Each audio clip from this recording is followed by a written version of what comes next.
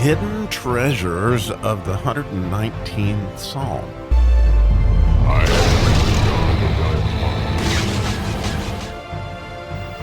How cool. We get to look into what God's love languages are today in the 119th Psalm in this verse, which is the counsel verse of the pay section, with the pay being the idea of the face, the mouth, God turning his face towards us, that blessing from number 6 where, may he make his face shine upon you. So this is really cool that we can kind of see what happens in this counsel. Well, the idea that we use throughout the Psalm so far is in Isaiah 11, we see the anointings of Christ being each of these letters.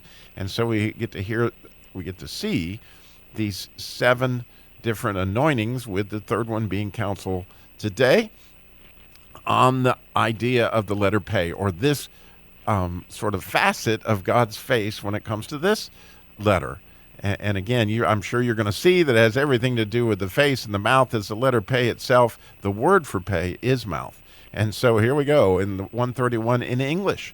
I opened my mouth and panted, for I longed for thy commandments. And so, again, we're going to get to all the love languages here in a minute, because I think you're going to see at least 4 of them. But to begin with, if we want God to turn his face towards us, it's kind of neat. If the first thing you got to do is turn your face towards him. And so as the psalmist is saying, I opened my mouth, not only is he turning his face towards him, but he's opening his mouth. And you think of the intimacy of that this is the place where we kiss. And of course, we know that David was a man after God's own heart, and certainly he spoke his love language. And so you get this idea of physical touch, because not only do you see him opening his mouth, but he's panting, and he was taking in the air so that he can get a taste of God. It's really what's going on here. It's beautiful, isn't it? And then it says, for I longed for thy commandments, right? And we know that if you love me, you'll keep my commandments. Well, that fits perfect with Gary Chapman's love languages, right? And Gary Chapman is one of the pastors at my church. I've known him for, I guess over 20 years. Just an amazing, amazing teacher of the Word of God. And, we can see this so clearly here, that if you love me, you're going to keep my commandments. That's acts of service, right? As we think about that particular, so we got 2 of the love languages already, and that we got physical touch, right? And then you've got, keeping my commandments is clearly the idea of acts of service. And then the fact that he longed for these commandments, well, that's words of affirmation right there. Another one of the love languages, which is so wonderful. And the idea of quality time, right? Because if we'll turn our face towards God, we open our mouth and pant and long for commandments, all that is going to lead to some quality time. So I don't know if we can get the gifts in here, but we got at least 4 of them, which again, if you get the commandment, it's going to be a gift, but in a way, when you do his commandment, that's a gift. I don't know. But what I know is that clearly we got at least 4 of the love languages right here. And what kind of counsel is that, right? Here's a counsel. Turn your face towards God, open your mouth, look for his commandments, serve him. All these things are going to help you to love on God. And as a result, he can turn his face towards us, turn the light on, and we can see that much better. It's just absolutely a spectacular, and believe me, it's as spectacular in Hebrew as you see the pays, and the way that the psalmist used that letter in this psalm, as like all the verses of the 119th Psalm. Every verse in the pay section is going to start with that letter. So, and mouth is clearly the word that he's using here.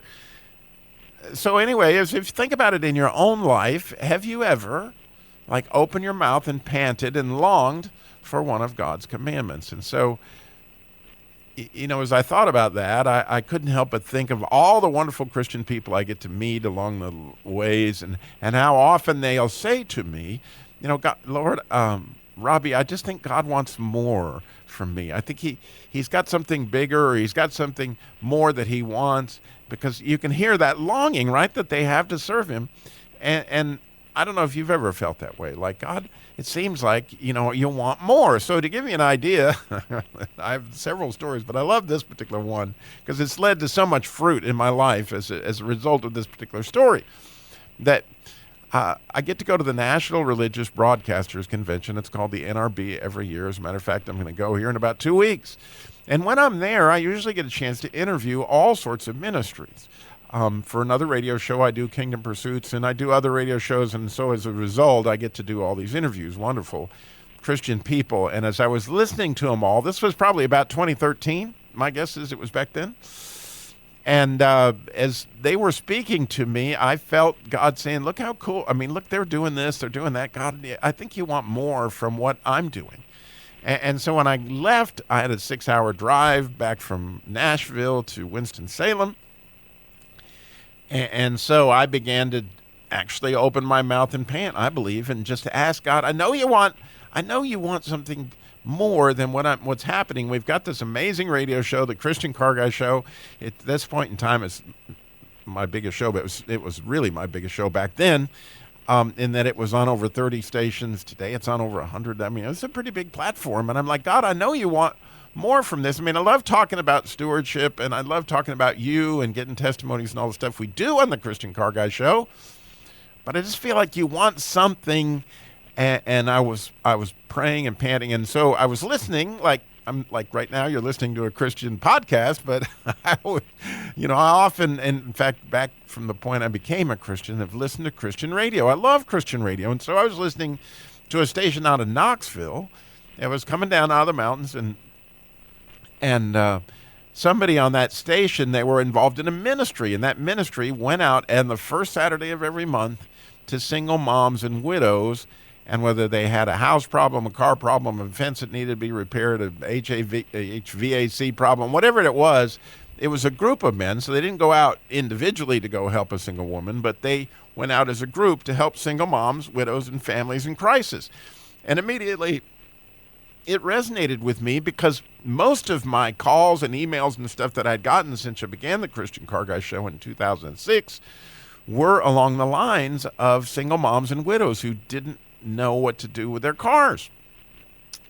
And so beautifully, as I'm listening to this group, I said, man, the Christian Car Guy Show, we could do that the first Saturday of every month, and we could line up different repair shops across the country that might do this. And that was the birthing, or the idea of where God gave me clearly, as I had opened my mouth and panted, the idea for the Christian Car Guys ministry, the Jesus labor of love. And oh my goodness, the fruit of what that has caused. And I could tell lots and lots and lots of stories, but one of my favorites that